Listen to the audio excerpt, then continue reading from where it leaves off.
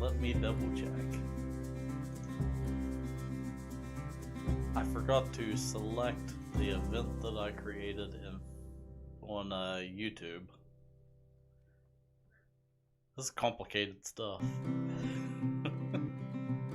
Yes, we are broadcasting in both places now. Alright, while we're waiting on folks to join, how is your garden growing? So give me a comment and let me know how your garden's doing.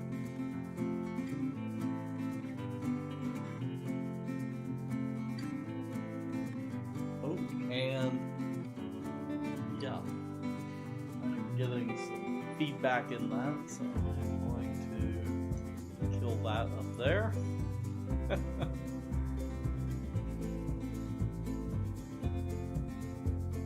Alright, I am going to go ahead and get started. So our question this week is, how is your garden growing? And later on in the episode, we're going to take a look at how my garden's doing this year and kind of catch up on some previous projects. But if you want to drop in and leave a comment, let me know how your garden's doing. And if you have any issues, which I see Deborah Lee is saying no garden this year, can't keep the deer out. So yeah, that is something that I always used to fight with my old garden where I used to live. Trying electric fence, everything, it was always a struggle. Now, the struggle that I have in my garden is a lot smaller and easier to deal with, and that's rabbits. So I mentioned in the upcoming video what my plan is to deal with that, which is basically just building a fence. But you know, deer, they tend to not care about fences so much. So let's go ahead and get started.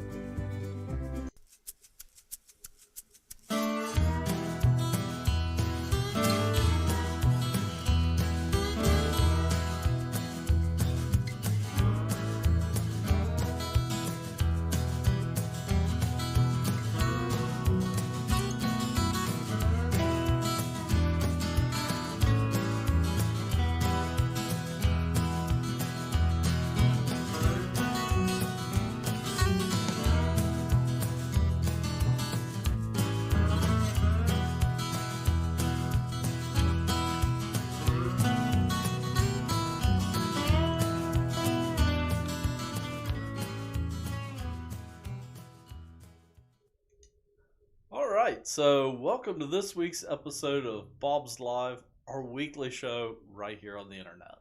And well, this week we're going to be talking about what we have going on at the market right now, and then we'll also be catching up with some projects that we've worked on to date this spring down in my garden.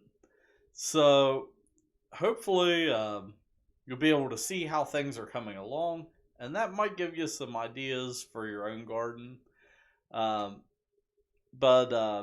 first off, before we get started, if you're new to Bob's Market or new to following us online, I want to show you where you can find us. And that is on Facebook, Twitter, Instagram, and YouTube. And then we're also over on TikTok. So you can follow at Bob's Market on TikTok. And I thought I would share a video that I actually posted yesterday of some cute little bumblebees down at our garden center at Mason. I just love recording bees, and something that I did was record them in slow motion, which you can really, pick out stuff that they're doing in slow motion that is just hilarious sometimes.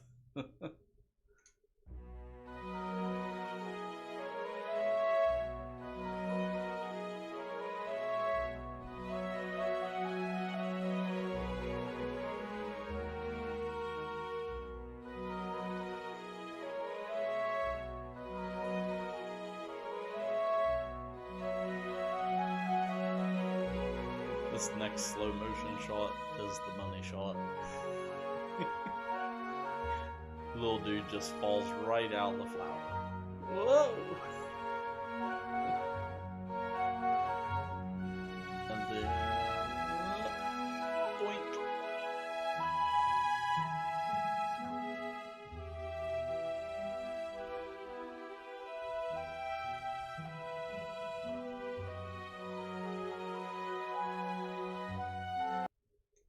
So yeah, I just had to share that.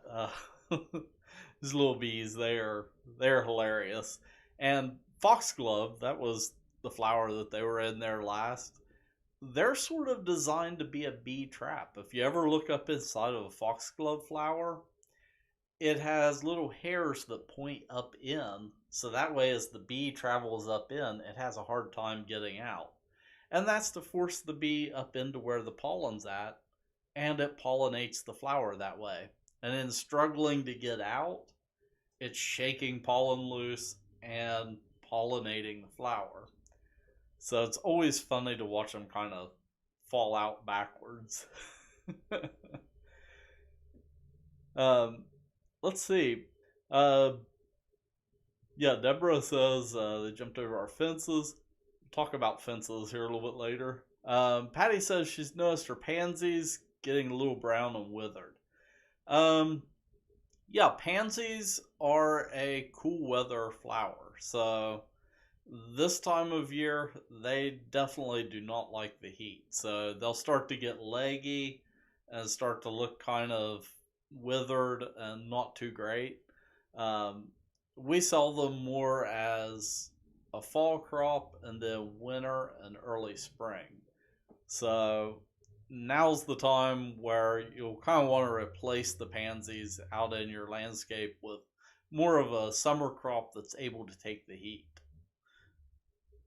And speaking of replacing plants and summer crops, right now we have our annual customer appreciation sale. So basically, as we get down toward the end of our spring sales season, because we've grown stuff all throughout the springtime, and now it's all mostly been sold through our garden centers or as wholesale. We're starting to empty out the greenhouses here at Mason. It's kind of funny, this time of year we have a lot of people that come in asking for job applications because they think, it's warm weather outside, this will be our busy time of the year. But it's really the busy time of year for landscapers. For greenhouse growers, it's earlier in the season. So right now we're actually starting to wind down our production for the springtime. And as far as the greenhouses go, right now we're working on a lot of maintenance projects and that type of stuff before we start ramping up our fall production. So in the next few weeks, we're going to start growing pansies and fall crops. And just like last week, I showed you the chrysanthemums that we're already starting for fall. We're also going to be starting poinsettias pretty soon. So we're always kind of a season ahead in the greenhouse. So along those lines, we're starting to get a dwindling supply of plants available. So we're marking stuff down to help move it out of the garden center. But we still have a really great selection available. So things like our 10-inch hanging baskets, deco pots, bedding flats, they're normally $16.99 each, and right now we have them marked down to $12.99. And then our 4.5-inch pots of Bob's Better Blooms pots, they're normally $4.29 each, or $29.99 for a flat of 8 pots. And right now you can get them for $2.99 each, or $21.99 per flat. I have to keep looking off to the side here because that's where that monitor's at. We also have deluxe 12-inch hanging baskets. So these are a larger hanging basket, and they're kind of decorative, which means they're a great choice to get because you can recycle them year after year. And they're normally $22.99, and right now they are $16.99. And then we also have 1 gallon mixed pots, which they make a great choice if you already have a pot that you want to plant something in, like maybe a 12-inch hanging basket that you've saved. Um, these 1 gallon mixed pots, they're already ready to go. You just pop them out of that pot, slip them into something else, or plant them directly in the landscape, and they're a great option. So let's say you planted your landscape a month ago and you had something that died, or maybe the deer got it. You could get one of these gallon mixed containers and use it to fill in that hole. And then we also have some Florida tropicals left. It's a mixed bag of what we have left at this point, but they're all 25% off. And I just noticed a typo right there. And also our fruit trees are 25% off. Most of our fruit trees are priced at $39.99, so now they're just $29.99. And the sale prices, they started on Friday, June 11th, and they'll just continue through while supplies of spring crops last. So, yep, that is what we have on sale right now. And I stopped by the market yesterday morning and took a look at basically what we have available. And some stuff, like the zinnias that we have now, they make a great choice for midsummer because they can really take the heat. And we have them available both in pre-planted pots, which they make great centerpieces, like for patio tables. And then we also have them in flats. So again, if you have an area of your landscape that might need a little bit of extra fill, something like that makes a great choice to help fill in those places. This time of year, once your flower beds start to fill in, you can kind of go back through and kind of make those revisions. So I know I need to pick up some white petunias to fill in a few kind of bare and thin spots. Also some impatiens I need to pick up. And then I'm also going to check out the perennial section. So I already have my shopping list made out.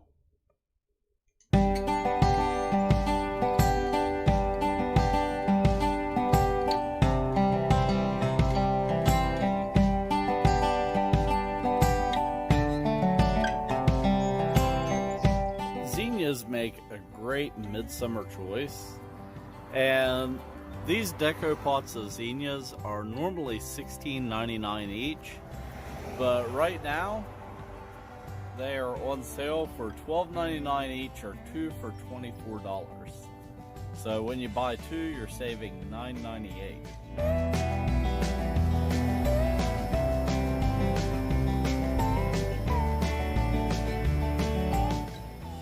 Normally $4.29 each, or $29.99 a flat. Our Bob's Better Blooms 4.5-inch pots are now $2.99 each, or $21.99 for a flat. Our 10-inch hanging baskets and also our bedding flats are normally $16.99 each, and they're now $12.99.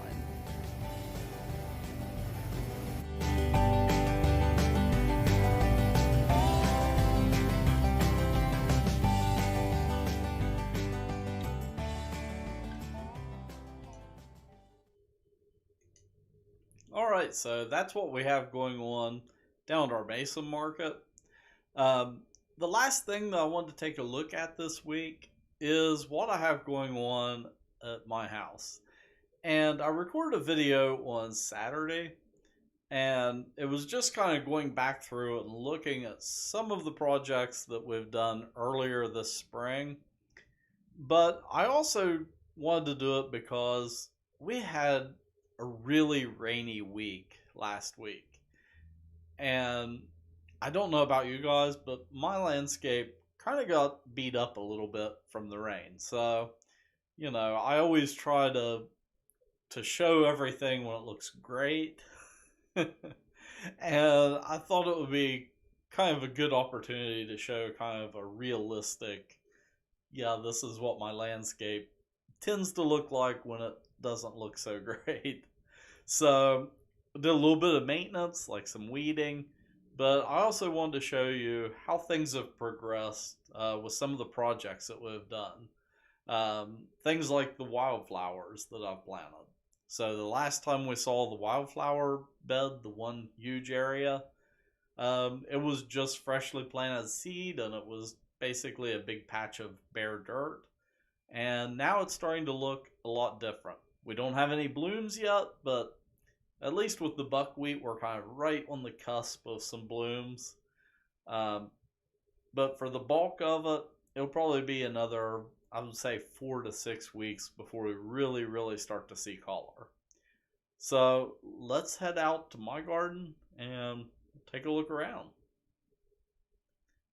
Oh, and also during this, if you have any questions about different things, feel free to leave a comment.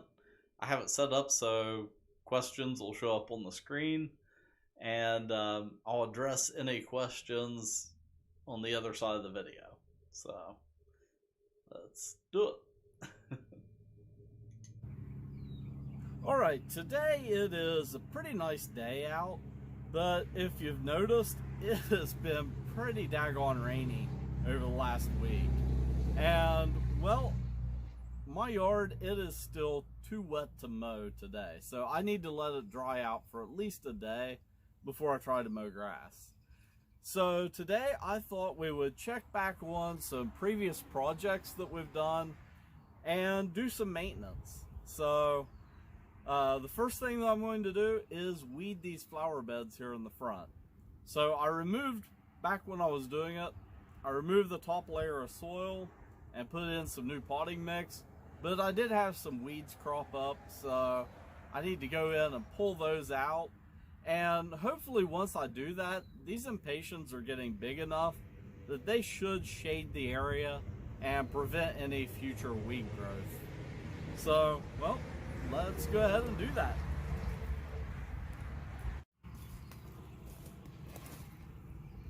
So right here I have impatiens, right here are weeds.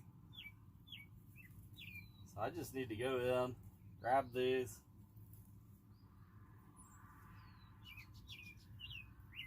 and what I'm going to do, I'm just going to chuck them over in my yard, and then that way when I mow grass tomorrow, I'll just mow them right up.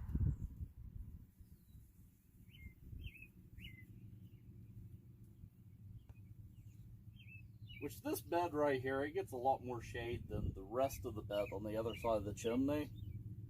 So it tends to take it a little bit longer to fill in.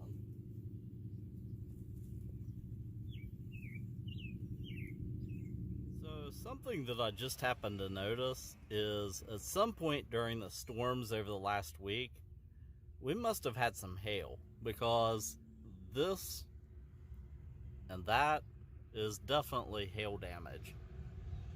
So I'll keep a lookout in other areas of my yard to see if I can confirm that, but that is what I think that mostly is. Luckily it looks like it's not too bad though, and these plants should recover. And oh, look, there's some weeds hiding. Let's get those.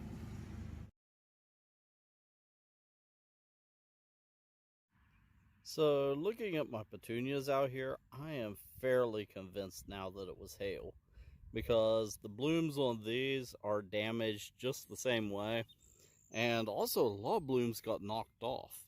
I mean, these were just full of blooms the other day.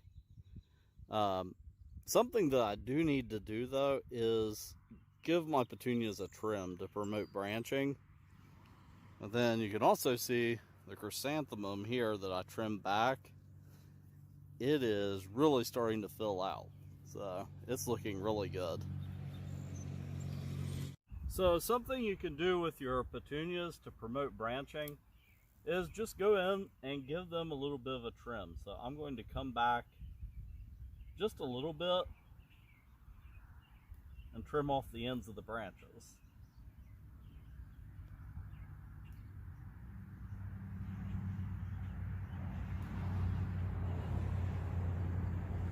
Now, I'm not doing all of them, I'm just getting anywhere that looks particularly damaged by the hail.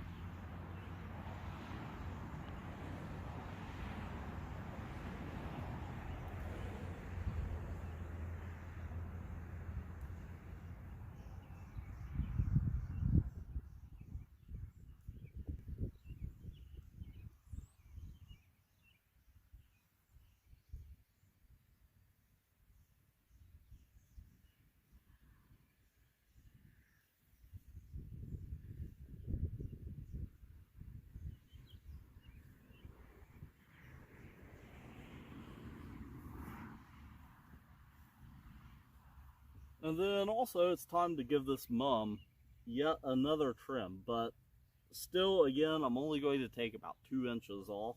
So I'm going to come back about that far.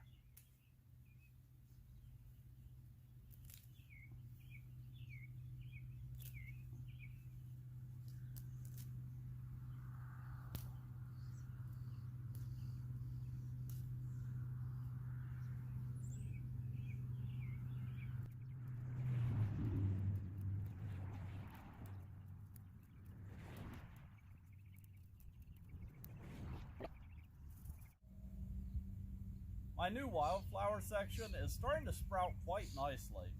After the rain, I've noticed a lot of smaller sprouts that are starting to come in some of these bare areas. And some of the plants that were already getting established are really starting to take off. So I've noticed I've got a lot of cosmos and zinnias, some of the annuals that are starting to come up, but then I also have a lot of perennials that are coming in also. And these taller plants that you see scattered about and right along the border back there with the existing field, those are buckwheat. So they should fill in nicely too. They have a beautiful white flower on them, and they're also self-seeding. So once they bloom and produce seed, they should start coming back every year in that area.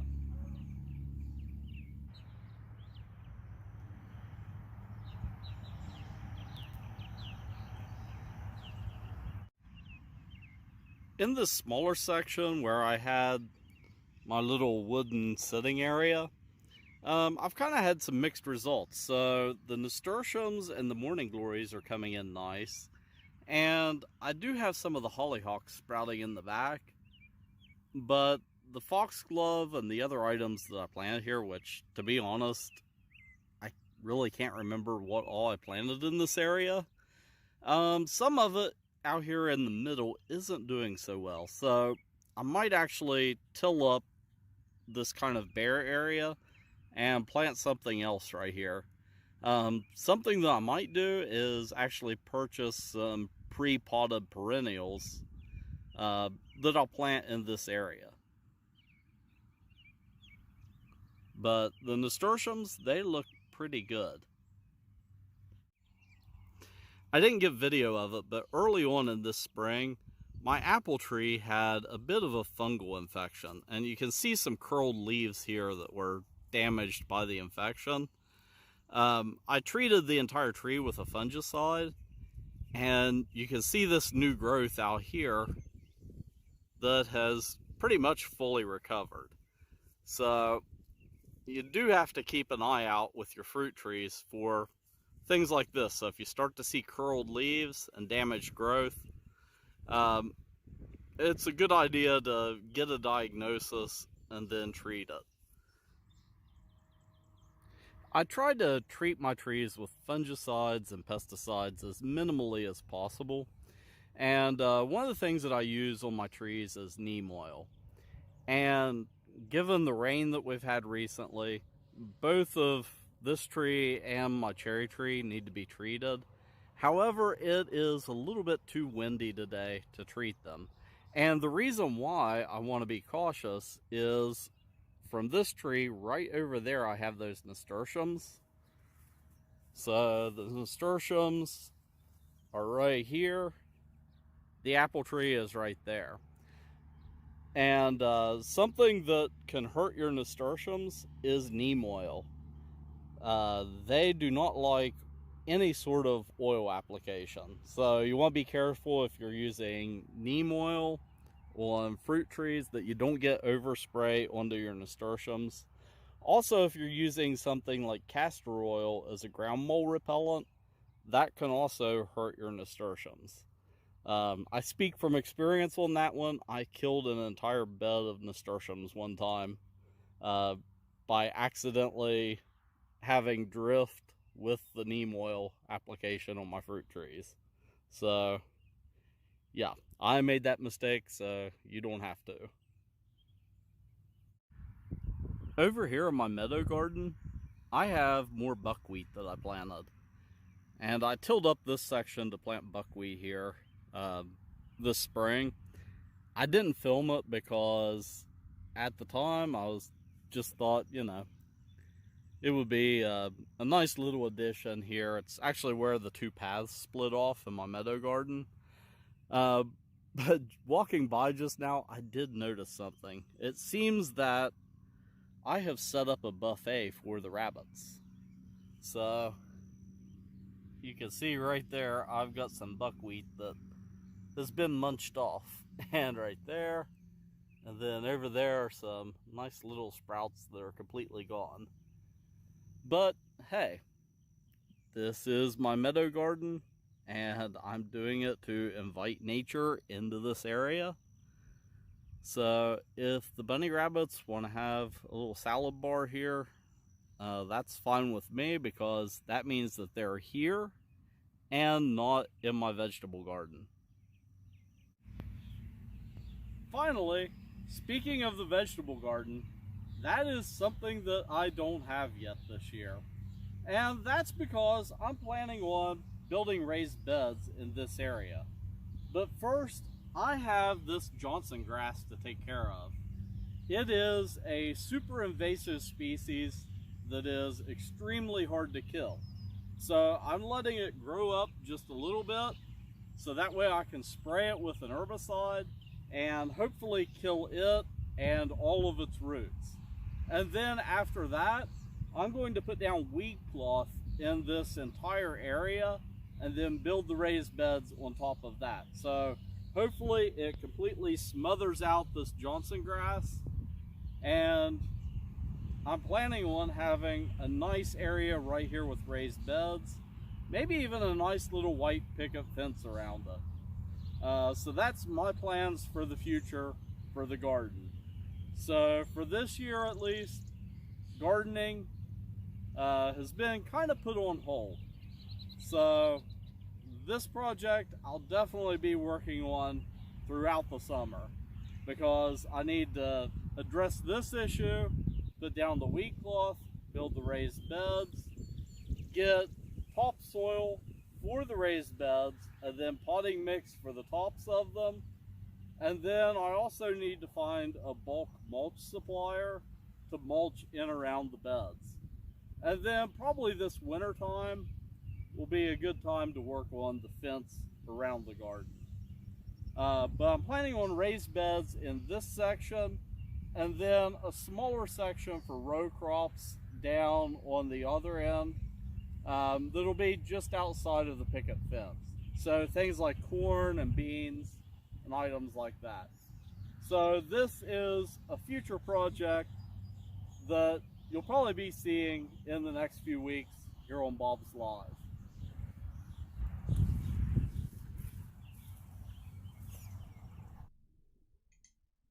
All right, so that's what I have going on at my garden right now.